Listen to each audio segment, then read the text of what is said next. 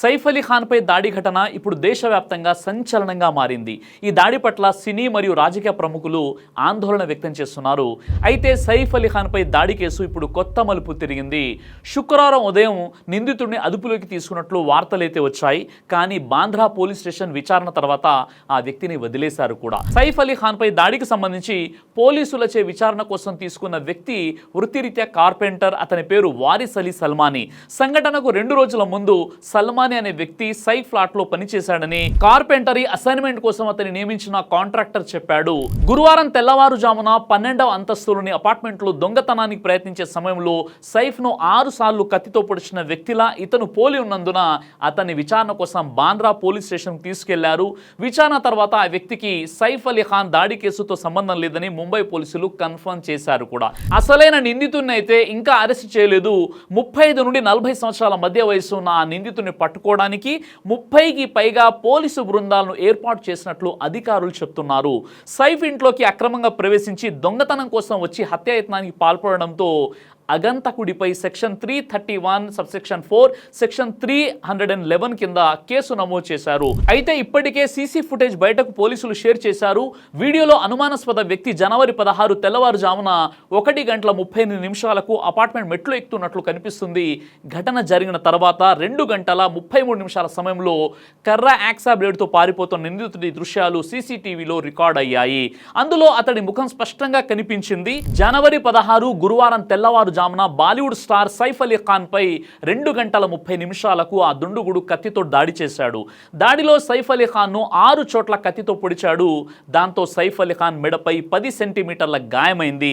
వెన్నుముక దగ్గర లోతైన కత్తి గాయాలతో లీలావతి ఆసుపత్రిలో చికిత్స పొందుతున్నారు. అయితే ప్రస్తుతం అతని ఆరోగ్యం స్థిరంగా ఉన్నట్లు సైఫ్ అలీ ఖాన్ కుటుంబం అఫీషియల్ గా అనౌన్స్ చేయడంతో పాటు డాక్టర్లు కూడా మీడియాతో మాట్లాడారు. ఈ కేసును ఛేదించేందుకు ముంబై పోలీసులు దాదాపుగా 30 బృందాలను ఏర్పాటు చేసి వివిధ కోణాల్లో విచారణ జరుపుతున్నారు. అయితే దొంగతనం కోసమే నిందితుడు ఇంట్లోకి ఫైర్ ఎగ్జిట్ డోర్ నుంచి ఇంట్లోకి వచ్చినట్లు పోలీసులు తెలిపారు. నిందితుడు దాడి చేసే ముందు సైఫ్ ని ₹1 కోటి డిమాండ్ చేసినట్లు పోలీసుల విచారణలో తేలింది. ఇందుకు ఒప్పుకోకపోవడంతో దుండుగుడు దాడి చేసినట్లు ప్రాథమికంగా పోలీసులు గుర్తించారు. ది ఇండియన్ ఎక్స్ప్రెస్ ప్రకారం సైఫ్ అలీ ఖాన్ ఇంట్లో పనిచేస్తున్న అరియామా ఫిలిప్ వాంగ్మూలం మేరకు దాఖలైన FIR లో ముంబై వెస్ట్ బాంద్రాలో హై సెక్యూరిటీ ఉండే ఈ ప్రాంతంలో ఉన్న సద్గురు శరణ్ అనే పాష్ లగ్జరీ అపార్ట్మెంట్లో సైఫ్ అలీ ఖాన్ కుటుంబం 11వ మరియు 12వ అంతస్తులు విస్తరించి ఉన్న డూప్లెక్స్ లో నివసిస్తుంది. ఈ సంఘటన 11వ అంతస్తులో జరిగింది. ఇందులో 3 గదులు ఉన్నాయి. ఒక గదిలో సైఫ్ అలీ ఖాన్ మరియు అతని భార్య కరీనా కపూర్ ఉంటారు. మరొక గదిలో సైఫ్ కొడుకు తైమూర్ మరియు అతని కేర్ టేకర్ అయినటువంటి గీత ఉంటుంది. మరియు 3వ గదిలో 2వ కొడుకు జహంగీర్ మరియు అతని కేర్ టేకర్ అరియామా ఫిలిప్ మరియు జును అనే మరో కేర్ టేకర్ ఉన్నారు. 4 ఏళ్ల కుమారుడు జహంగీర్ ఉన్న గదిలో గుర్తు తెలియని వ్యక్తి రావడాన్ని అక్కడ నర్స్ కేర్ టేకర్ గా పనిచేస్తున్న అరియామా ఫిలిప్ గుర్తించింది. రాత్రి 2 గంటలకు శబ్దాలు రావడం వల్ల నర్సుకు మెలకువ వచ్చింది. అయితే బిడ్డను చూసేందుకు కరీనా కపూర్ వచ్చి ఉంటుందని ఆమె అనుకుంది. ఎవరో బాత్రూమ్ నుండి బయటకు వచ్చి జహంగీర్ మంచం వైపునకు వెళ్తున్న వ్యక్తిని గమనించి అనుమానం వచ్చి దగ్గరకు వెళ్ళగా దొంగ ఆమెను పట్టుకుని నిశ్శబ్దంగా ఉండాలని బెదిరించాడు. అరియామా ఫిలిప్ ఆ బిడ్డను రక్షించడానికి ప్రయత్నం చేస్తున్న సమయంలో ఆ దొంగ ఆయుధాలతో ఆమెను బెదిరించాడు మరియు ₹1 కోటి ఇవ్వాలని డిమాండ్ చేశాడు. అతన్ని పట్టుకునే క్రమంలో నర్సు మణికట్టుపై నిందితుడు కత్తితో పొడిచాడు. తైమూర్ కేర్ టేకర్ గీత కూడా సహాయం చేయడానికి వచ్చి గొడవలో గాయపడింది. దాంతో ఆ అరుపులు విని సైఫ్ అక్కడికి వచ్చి దొంగను పట్టుకునేందుకు ప్రయత్నిస్తున్న సమయంలో ఆ దొంగ సైఫ్ అలీ ఖాన్ పై 6 సార్లు కత్తితో దాడి చేసి పారిపోయాడని పోలీసులు వివరించారు. ఈ ఘటనలో తీవ్రంగా గాయపడిన సైఫ్ అలీ ఖాన్ ని వెంటనే తెల్లవారుజామున 3:30 ప్రాంతంలో డ్రైవర్లు అందుబాటులో లేకపోవడంతో ఆటోలో ఒక్కడే తన కొడుకుని ఎత్తుకొని ముంబైలోని లీలావతి హాస్పిటల్కు వెళ్ళాడు. ఆసుపత్రికి చేరుకోగానే సైఫ్ తక్షణ వైద్య సహాయాన్ని అభ్యర్థిస్తూ మై సైఫ్ అలీ ఖాన్ హూ, మేరా జల్దీ సే ట్రీట్మెంట్ చాలు కరో, నేను సైఫ్ అలీ ఖాన్ ని, నాకు చికిత్స త్వరగా ప్రారంభించండి అని అన్నాడు. వెంటనే డాక్టర్లు ట్రీట్మెంట్ మొదలు పెట్టారు. ఇండియా టుడే నివేదిక ప్రకారం ఈ ఘటనలో సైఫ్ కు మెడ యొక్క కుడి వైపున సుమారు 10 నుండి 15 సెంటీమీటర్ల గాయమైంది. ఈ గాయం అతని మెడ వెనుక మరియు దవడ నుండి కుడి భుజం అంతటా విస్తరించింది. మెడ ముందు భాగంలో 3 నుండి 5 సెంటీమీటర్ల గాయమైంది. అలాగే అతని వెనుక ఎడమ వైపున 0.5 సెంటీమీటర్లు మరొక గాయమైంది. ఈ విధంగా సైఫ్ అలీ ఖాన్ కు ఎడమ చేతి మీద 2 గాయాలు, మెడ కుడి భాగం మీద మరో గాయం అవడంతో వాటికి ప్లాస్టిక్ సర్జరీ సర్జరీ కూడా చేశారు డాక్టర్లు. ఇక సైఫ్ వెన్నెముకలో కత్తి ముక్క ఇరుక్కుపోవడంతో స్పైనల్ ఫ్లూయిడ్ లీక్ అయింది. ఇది వెన్నెముకకు ప్రమాదం అయినా జాగ్రత్తగా ఆపరేషన్ చేసి 2.5 అంగుళాల కత్తి ముక్కను బయటకు తీశాం అని లీలావతి ఆసుపత్రి CEO chief operating officer Neeraj Uttam అని తెలిపారు. ఎడమ చేతికి మెడ కుడి భాగానికి అయిన గాయాలకు ప్లాస్టిక్ సర్జరీ చేశారు. Neuro surgeon doctor Nitin Dhange, cosmetic surgeon doctor Leena Jain, anaesthesiologist doctor Nisha Gandhi ఆయన చికిత్సను పర్యవేక్షిస్తున్నారు. సైఫ్ కు ప్రాణాపాయం లేదని ఆసుపత్రి chief operating officer Neeraj Uttam అని తెలిపారు. ప్రస్తుతం ఆయన ఆసుపత్రిలోనే ఉన్నారని, ఇంకొన్ని రోజులు అక్కడే ఉండే అవకాశం ఉంది. సైఫ్ ఆరోగ్యం నిలకడగా ఉండడంతో ఆయనను ICU నుంచి రూమ్ కి కూడా షిఫ్ట్ చేశారు. ఈ విధంగా పోలీసులు సైఫ్ మనిషి వాంగ్మూలాన్ని నమోదు చేశారు. ఆమె ఆరోగ్యం బాగానే ఉంది, ఆమె ఆసుపత్రిలో చికిత్స పొందుతుంది అని deputy commissioner of police zone 9 యొక్క దీక్షిత్ గేదన్ తెలిపారు. అయితే ఈ దాడి జరిగిన సమయంలో ఇంట్లో సైఫ్ అలీ ఖాన్ ఒక్కడే ఉన్నాడు. కరీనా కపూర్ బుధవారం జనవరి 15 రాత్రి కరిష్మా కపూర్, సోనం కపూర్, రియా కపూర్లతో కలిసి ఓ పార్టీకి వెళ్ళింది. కరీనా కపూర్ కూడా సోషల్ మీడియాలో పార్టీ చేస్తున్న ఫోటోను షేర్ చేసిన దాన్ని బట్టి దాడి జరిగినప్పుడు ఆమె ఇంట్లో లేదని నిర్ధారణ అవుతుంది. ఇలా వచ్చినటువంటి దొంగ తెల్లవారుజామున 1:30 అపార్ట్మెంట్ మెట్లు ఎక్కుతున్నట్లు కనిపించాడు. 2 గంటలకు అపార్ట్మెంట్ గదిలోకి వచ్చాడు. వాళ్ళ మధ్య ఘర్షణ 2:15 మధ్య సమయంలో జరిగింది. 2:30 సైఫ్ పై దొంగ కత్తితో దాడి చేశాడు. ఆ తర్వాత సైఫ్ హాస్పిటల్ వెళ్లే సమయానికి 3:30 అయింది.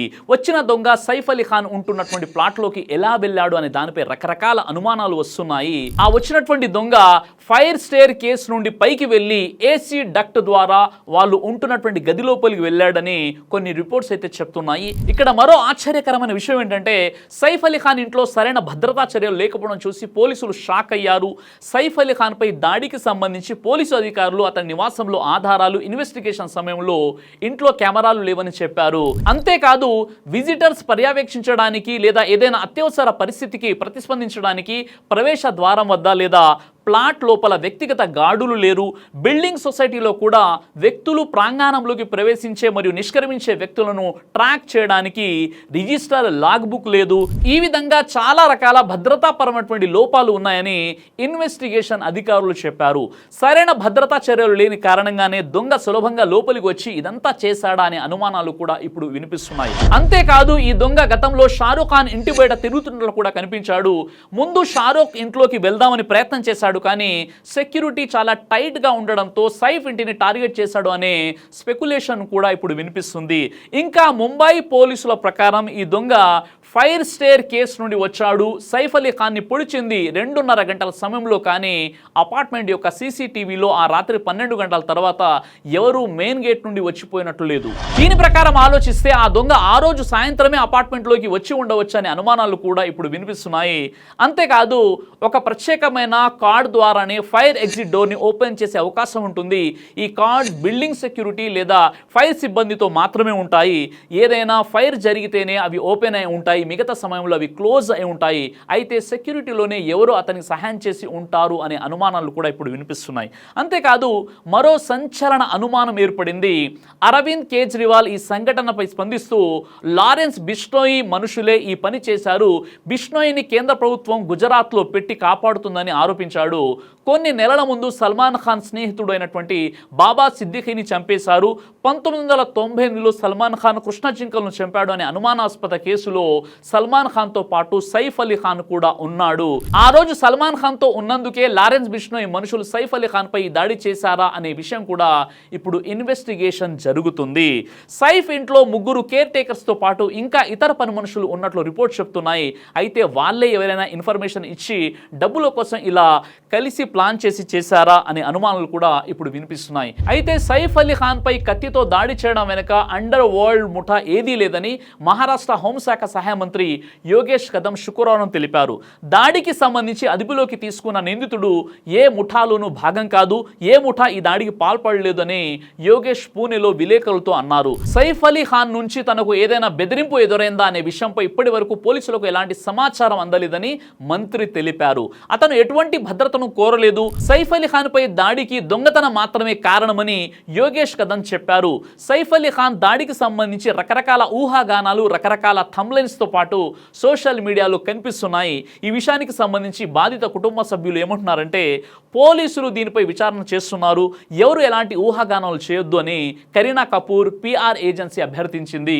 ఇటీవలి కాలంలో బాలీవుడ్ ప్రముఖులపై వరుసగా దాడులు జరుగుతుండడంతో శాంతి భద్రతలపై కూడా ప్రశ్నలు వినిపిస్తున్నాయి. ముఖ్యంగా హై ప్రొఫైల్ వ్యక్తులు నివాసం ఉండే ముంబైలోని బాంద్రాలో ఈ మధ్య కాలంలో జరిగిన దాడులు, బెదిరింపుల వంటి ఘటనలు కొందరు ప్రస్తావిస్తున్నారు కూడా. ఈ విషయంలో మీ అభిప్రాయం ఏంటో ఖచ్చితంగా మాతో షేర్ చేసుకోండి. జై హింద్. దైవ ప్రవక్త ముహమ్మద్ సల్లల్లాహు అలైహి వసల్లం వారు తెలియజేశారు, కడుపుకు సంబంధించినటువంటి అన్ని రకాల వ్యాధులకు అద్భుతమైనటువంటి ఔషధం తల్బీనా. ఇది దైవ ప్రవక్త వారి సున్నత్, మంచి ఆహారం, ఇమ్యూనిటీ బూస్టర్, ఇందులో షిఫా ఉంది. ఇది మంచి ఔషధంగా కూడా పనిచేస్తుంది కాబట్టి పిల్లలు అయినా పెద్దలు అయినా ఎవరైనా దీనిని ఉపయోగించవచ్చు. అలాగే ఖురాన్లో దైవం తెలియజేశాడు, తేనెలో మీకు స్వస్థత ఉంది అని.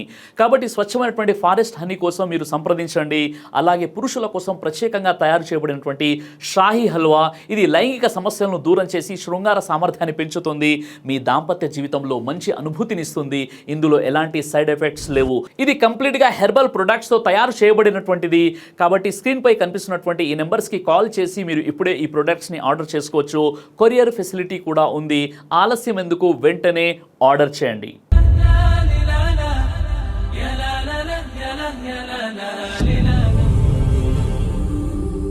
బ్రదర్ సిరాజ్ అని యూట్యూబ్ ఛానల్ని మీరు సబ్స్క్రైబ్ చేసినట్లయితే ఇన్షాల్లా దేవచిత్తం అయితే మీకు వీడియోస్ వస్తుంటాయి. అదేవిధంగా బ్రదర్ సిరాజ్ అనేటటువంటి ఫేస్బుక్ని కూడా లైక్ చేయడం వల్ల మీకు వీడియోస్ వస్తుంటాయి.